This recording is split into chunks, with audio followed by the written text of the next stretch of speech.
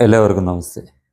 ഇന്നലെ വരെ ഷാജൻ സ്കറിയ എന്ന ആ മാധ്യമപ്രവർത്തകനെ ഞാൻ മാനിച്ചിരുന്നു. അദ്ദേഹം ഒരു നിലപാടുള്ള മനുഷ്യനാണ് എന്ന് കുറച്ചൊക്കെ ഞാൻ വിശ്വസിച്ചിരുന്നതാണ്. നേരത്തെ അദ്ദേഹത്തിൻ്റെ ചില വാർത്തകൾ കാണുമ്പോൾ എനിക്ക് വിഷമം തോന്നിയിട്ടുണ്ടെങ്കിലും ഒരു നിലപാടുള്ള മനുഷ്യനാണ് എന്ന് ഞാൻ കരുതിയിരുന്നു. പക്ഷേ TG മോഹൻദാസ് എന്ന് പറയുന്ന ആ ബഹുമാന്യനായ വ്യക്തിയെ അറസ്റ്റ് ചെയ്തതിനെ തുടർന്ന് ഉള്ള അദ്ദേഹത്തിൻ്റെ, അതായത് ഈ ഷാജൻ സ്കറിയയുടെ 2 പ്രസ്താവനകൾ എൻ്റെ അഭിപ്രായങ്ങളെ പാടെ മാറ്റിമറിച്ചു. TGയെ അറസ്റ്റ് ചെയ്ത അന്ന് അയാളുടെ ഓൺലൈൻ മാധ്യമമായ മറുനാടൻ മലയാളിയിൽ കൊടുത്ത വാർത്തയുടെ പ്രധാന ഭാഗം വായിച്ചു കേൾപ്പിക്കാം. ചെന്നിത്തല എന്ന മുതിർന്ന രാഷ്ട്രീയ തന്ത്രജ്ഞൻ്റെ അധ്യായം അവസാനിച്ചുവെന്ന് കരുതിയവർക്ക് തെറ്റി. സ്വന്തമെന്നോ അന്യമെന്നോ ഇല്ല. ആയങ്കിയും വാഴോട്ടുകോണം സുഗതനും TG മോഹൻദാസും കുടുങ്ങി. മുഖം നോക്കാതെ ആഭ്യന്തര നീതി, നയതന്ത്രത്തിൻ്റെ കസേര നഷ്ടം, ഭരണത്തിൻ്റെ പവർ ഹൗസ്, ഓപ്പറേഷൻ തൂഫാൽ മുതൽ ഓപ്പറേഷൻ ഗ്രിൽ വരെ ചെന്നിത്തല ബ്രാൻഡിൽ വീണ്ടും തൻ്റെടി കേരള പോലീസ്. കണ്ടല്ലോ, TG മോഹൻദാസിനെ അറസ്റ്റ് ചെയ്തതിൽ ചെന്നിത്തലയെ അഭിനന്ദിച്ചുകൊണ്ട് ഇട്ട ഒരു പോസ്റ്റാണ്. അതായത് അർജുനായങ്കിക്കും ഒക്കെ തുല്യനായിട്ട് TGയെ കാണിച്ചുകൊണ്ട് ചെന്നിത്തലയെ പുകഴ്ത്തി പറഞ്ഞ കാര്യമാണ് ഈ അറസ്റ്റ് ചെയ്തെന്ന്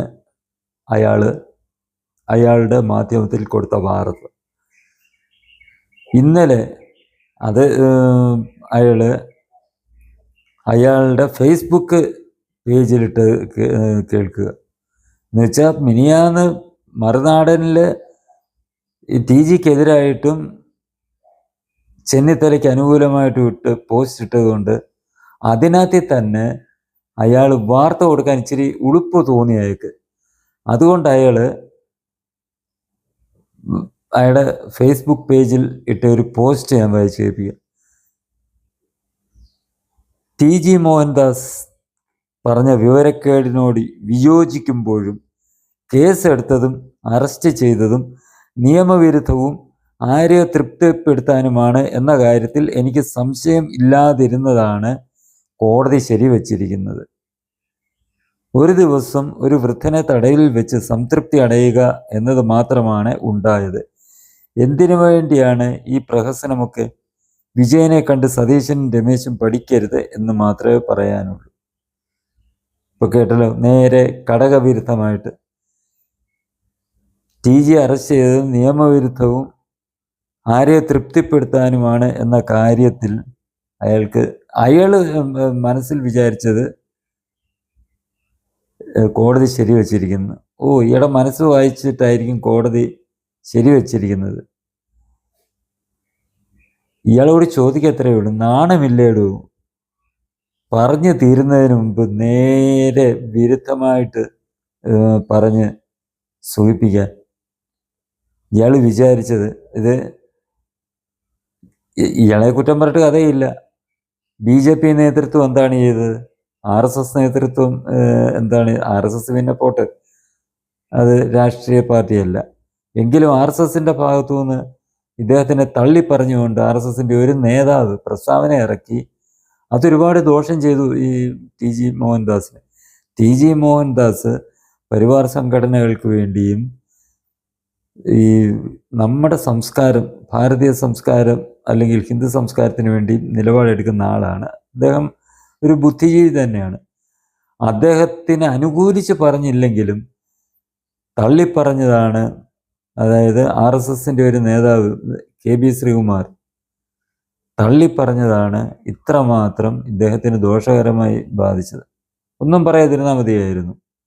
ആരെന്ന് പറഞ്ഞിട്ട് RSS ഒരു കാര്യത്തിനും അഭിപ്രായം പറയുന്ന സംഘടനയല്ല.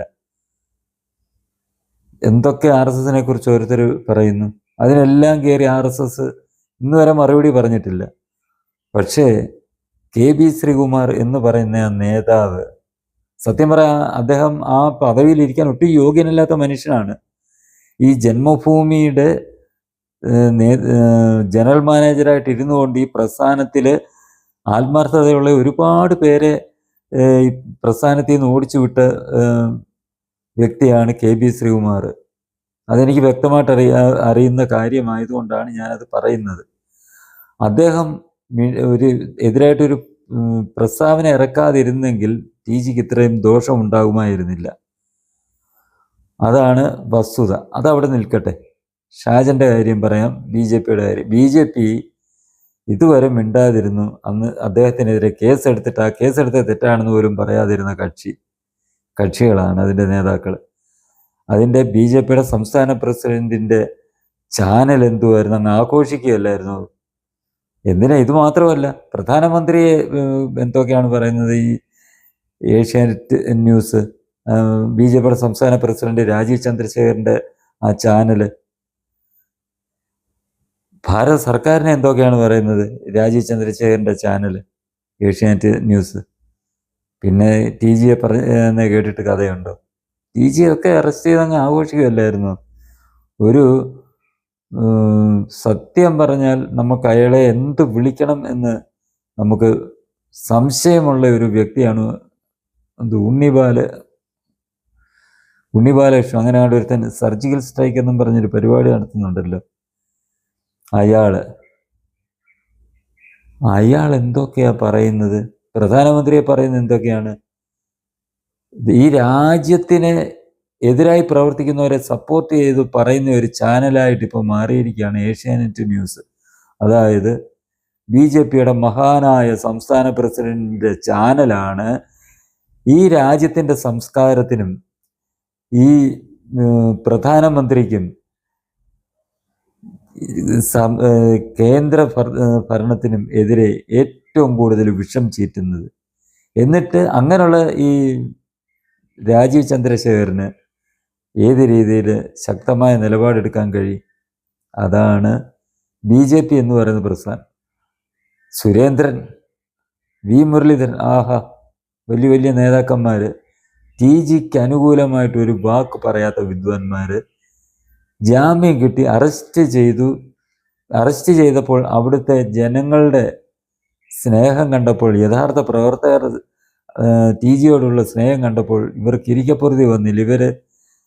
ഇവർക്ക് പണി കിട്ടും, പ്രവർത്തകർ പണി കൊടുക്കുമെന്നായപ്പോൾ ഇവരൊക്കെ ഒന്ന് അനുകൂലിച്ച് പറയാൻ തുടങ്ങി.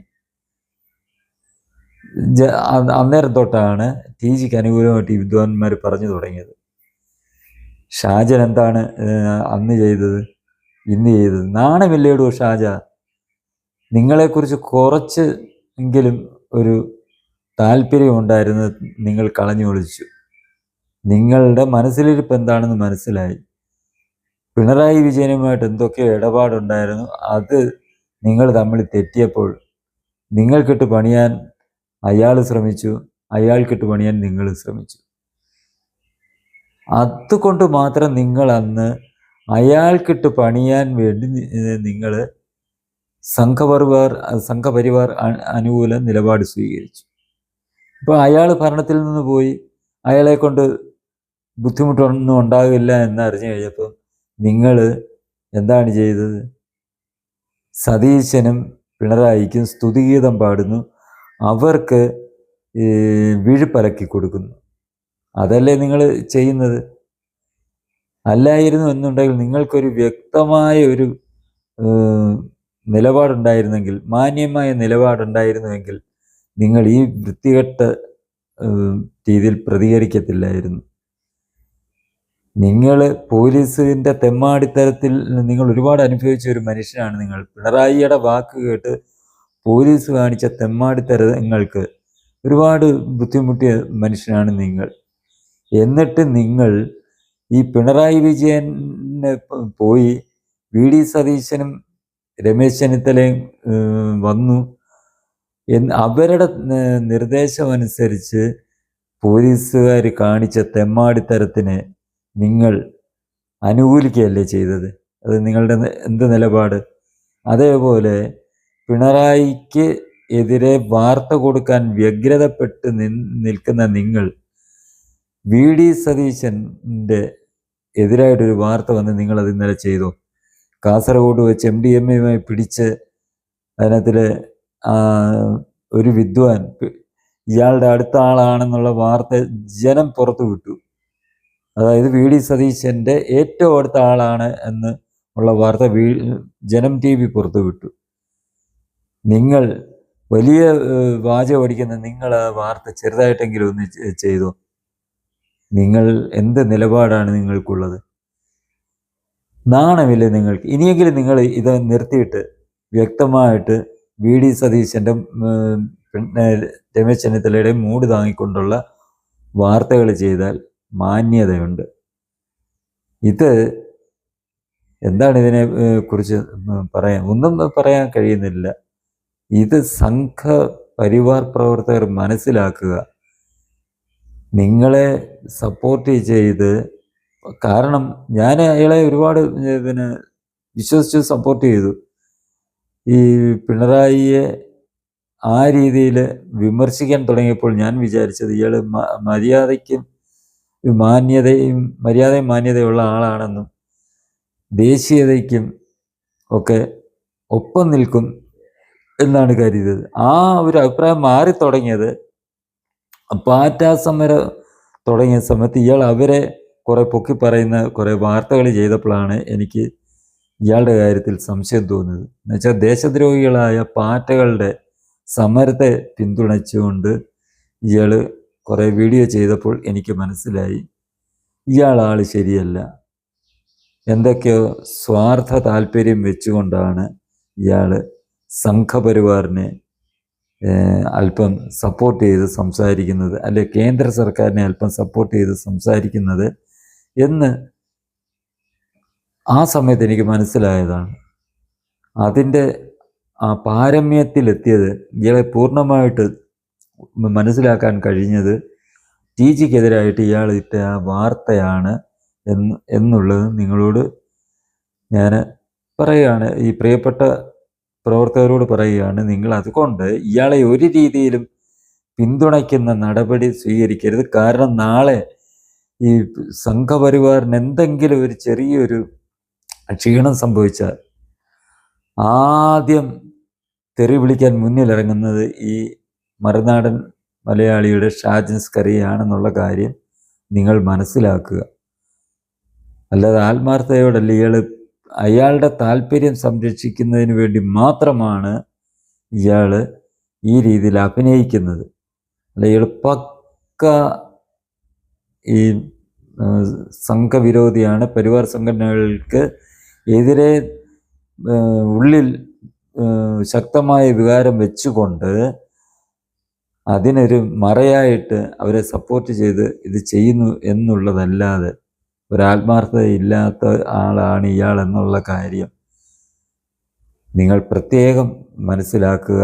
ഇനി ഇയാളെ പിന്തുണയ്ക്കാൻ പോകുന്നതിന് മുമ്പ് 2 വട്ടം ചിന്തിക്കുക. എനിക്കിത്രേ പ്രവർത്തകരോട് പറയാനുള്ളൂ. ഈ ചാനൽ നിങ്ങൾക്കിഷ്ടമായെങ്കിൽ ഇത് വളരുന്നതിനായി നിങ്ങളിതൊന്ന് സബ്സ്ക്രൈബ് ചെയ്യുക.